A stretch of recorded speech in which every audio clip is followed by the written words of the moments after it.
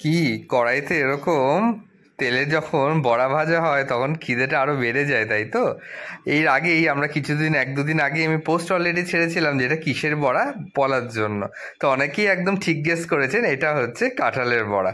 তো চলুন তাহলে ঝটপট দেখে নেওয়া যাক বাড়িতে এই কাঁঠালের বড়া বা কাঁঠালের পিঠা রেসিপিটা আপনারা কি করে নিতে পারেন। তো নমস্কার বন্ধুরা, সবাইকে স্বাগত রাজেশ কিচেনে।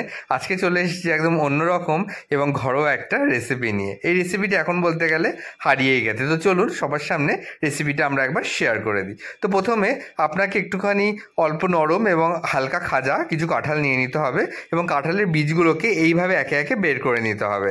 কাঁঠালের বীজগুলোকে ভালো করে এইভাবে বের করে নেওয়ার পরে আপনাকে এরকম একটা ছাঁকনির মধ্যে সেই কাঁঠালের যে কোয়াগুলো থাকবে সেগুলো একে একে দিয়ে নিতে হবে এবং একটি হামনের সাহায্যে এইভাবে ডলে ডলে আপনাকে কাঁঠালের কাঠটা বের করে নিতে হবে। এটা কিন্তু একটু সময় নিয়ে আস্তে আস্তে আলতো হাতে করবেন, তাহলে দেখবেন কাঠটা খুব সুন্দরভাবে বেরিয়ে গেছে এবং কাঁঠাল থেকে ভালো মতো আপনার যে রস বা জুসটা আছে সেটা কিন্তু আরামসে বেরিয়ে যাবে। তো এই কাঠটাকে আপনাকে কিন্তু আস্তে আস্তে ধৈর্য নিয়ে এইভাবে কিন্তু চেপে চেপে কাঠটা বের করে নিতে হবে। এই কাঠটার উপরেই কিন্তু আপনার পুরো রেসিপিটা ডিপেন্ড করছে।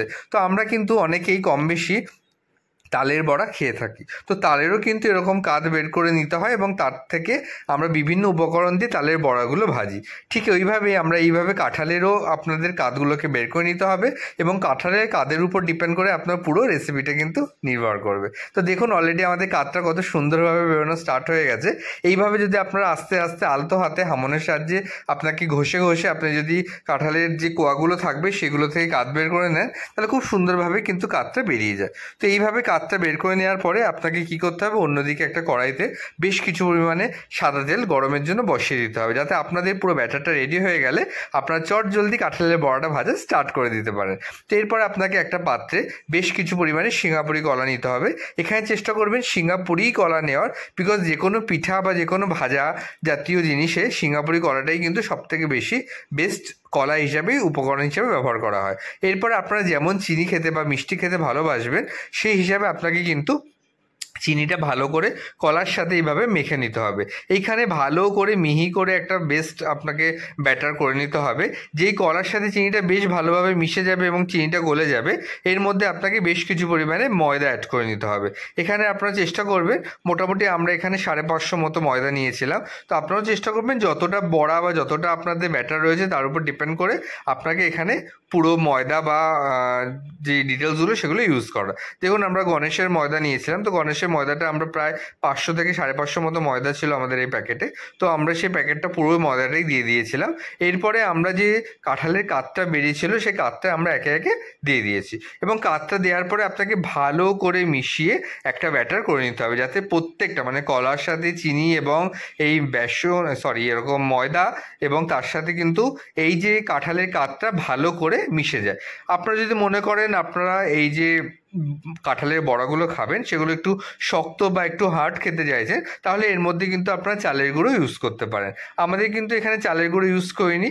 তো অবশ্যই আপনারা যদি মনে করেন যে একটু শক্ত শক্ত ধরনের আপনারা বড়া খেতে ভালোবাসেন বা পিঠা খেতে ভালোবাসেন, তো সেক্ষেত্রে আপনারা কিন্তু এর মধ্যে একটু চালের গুঁড়ো অ্যাড করতে পারেন। দেখুন আমাদের তেলটা অলমোস্ট গরম হয়ে গেছিলো।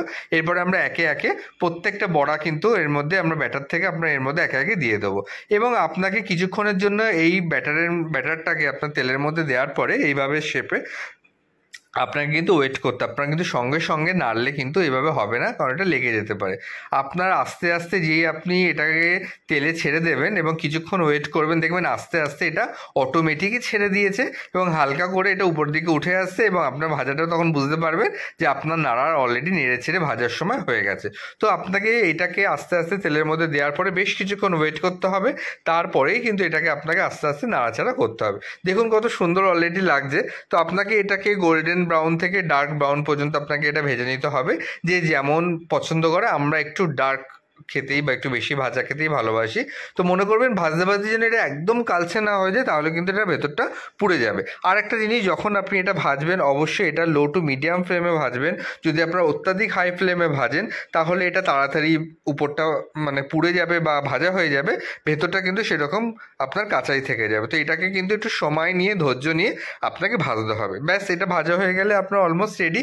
তাহলে এইটা খেতে এতটাই সুস্বাদু বন্ধুরা, যে আপনাদের বাড়িতে যদি কোনো রকমের গেস্ট আসে বা কেউ আবদার করে বা বাড়ির ছোটরা আবদার করে যে কাঁঠাল অনেকেই পছন্দ করে, মানে বিশেষ করে আমি পার্সোনালি কাঁঠাল খেতে একদমই পছন্দ করি না, তো আমার মা এইভাবে কাঁঠালের বড়াগুলো বানিয়ে বা পিঠাগুলো বানিয়ে আমাকে কিন্তু খাইয়ে থাকে। এইভাবে কিন্তু কাঁঠালের মালপোয়াগুলোও বানানো যায়। তো মালপোয়া রেসিপিটা অবশ্যই খুবই জলদি আমরা শেয়ার করব। তো অনেকটা সেমই উপকরণ বা একটা শেপের পরিবর্তনের মাধ্যমে আপনারা এইভাবে মালপোয়া বানিয়ে নিতে পারে। তো দেখুন এইভাবে কত সুন্দর আপনাদের ব্রাউনভাবে ভাজা হয়ে যাচ্ছে। তো আজকের এই ভিডিওটা আপনাদের কেমন লাগলো অবশ্যই আমাদের কমেন্ট করে জানাবেন। বাড়িতে অবশ্যই হাইলি রেকমেন্ডেড এই রেসিপিটা ট্রাই করার জন্য।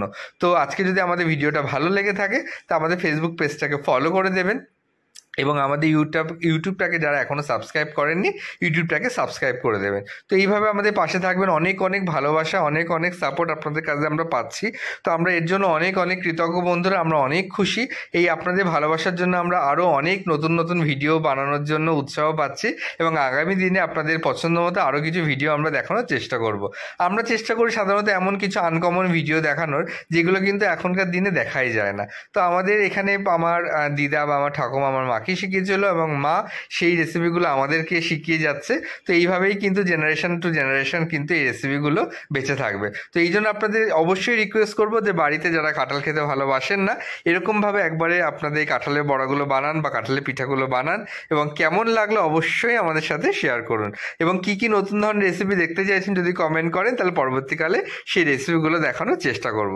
তো বাইরে প্রচণ্ড গরম বন্ধুরা, অনেক পরিমাণে জল খাবেন, অনেক সুস্থ থাকবেন। নিজেদের ভালো রাখা এবং সুস্থ রাখা আমাদের কিন্তু মেন কর্তব্য, কারণ আমরা যদি নিজেদের ভালো বা সুস্থ না রাখতে পারি আমাদের প্রিয়জনদের কিন্তু ভালো রাখতে পারবো না। তো পরবর্তীকালে দেখাবে অন্য ভিডিও নিয়ে। আজকে আসলাম, ধন্যবাদ বন্ধুরা।